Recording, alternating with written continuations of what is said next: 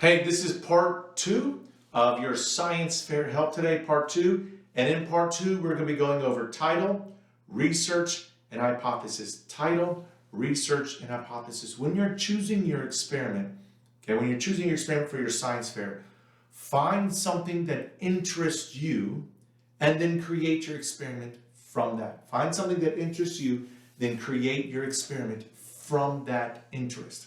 Okay? So the title must be in the form of a question and must clearly state the purpose of the experiment. Again, I'm reading through this to start off with. This science fair packet information is found at lscap.org under science fair. Okay, so must be in the form of a question. Now, a lot of times, I've been judging science fairs for a while. When I show up and from the very beginning, it's not following the science fair protocols with the title in the form of a question, that kind of puts a negative spin on the experiment from the get-go. Okay, so it must be in the form of a question and must clearly state the purpose of the experiment. And what's great about these videos is that I'm going to be doing an experiment along with you during this video. So I got another thing over here, the experiment that I'm going to be doing that's available to you as well. And this one, the title is, how does the length of the paper propeller affect the fall rate of a paper helicopter? Okay, in the form of a question, and it clearly states what I'm going to be doing. Okay, the length of the paper propeller, so of the helicopter. All right, so that's, make sure again, it's in the form of a question. Second part has to do with research. It has to do with research. Your research should be at least one solid paragraph. Now that's 5 to 7 sentences.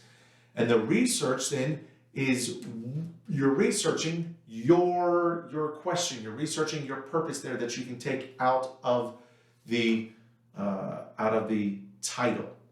Okay? So my stuff is about helicopters and about the propellers and the length of the wing. So I need to make sure that my research is on that.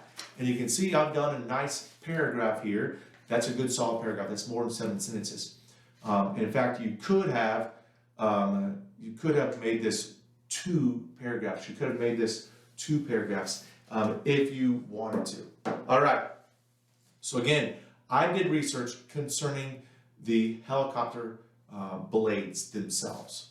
Okay, so that's my research, and it's based off of that title. Now, do not plagiarize. Okay, a lot of times it might be very, very easy, especially with the internet now, to copy and paste, but please do not plagiarize. Put it into your own words. And then you need to cite your sources at the very end in the bibliography section. We'll go over that one here in a little bit. Okay, so next is your hypothesis. Now, hypothesis, a lot of times in elementary, the kids learn that a hypothesis is an educated guess. That's great. But let's take it a step further now. It's an educated guess based on previous information. Now, that previous information can just come from stuff that you already know. You might know a lot of information about the topic that you have researched, that you're going to be doing the experiment on, right? But your hypothesis, this educated guess based on previous information, absolutely can come from your research that you've done. Okay, so you've developed a question, now you've done your research, now you can make an educated guess based on that research. Okay, so here an educated guess is, if we do this, then this will happen. And you need to also make sure that while you are writing your science fair, while you're doing your write-ups, do not write in the first person, which means there should not be any I's.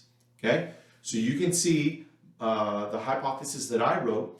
It says, if the length of the paper helicopter, what do we call that? The propeller, if that decreases in length, then it will fall to the ground at a faster rate.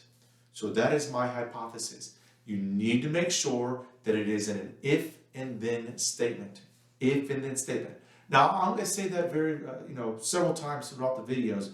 You need to make sure, because I am taking this directly from how your project is going to be graded.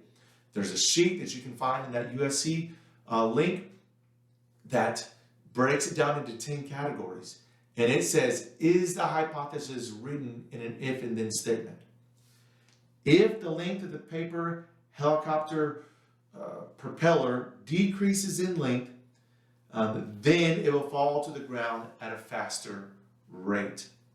Okay, so that is my hypothesis. So again, your title, research, and your hypothesis.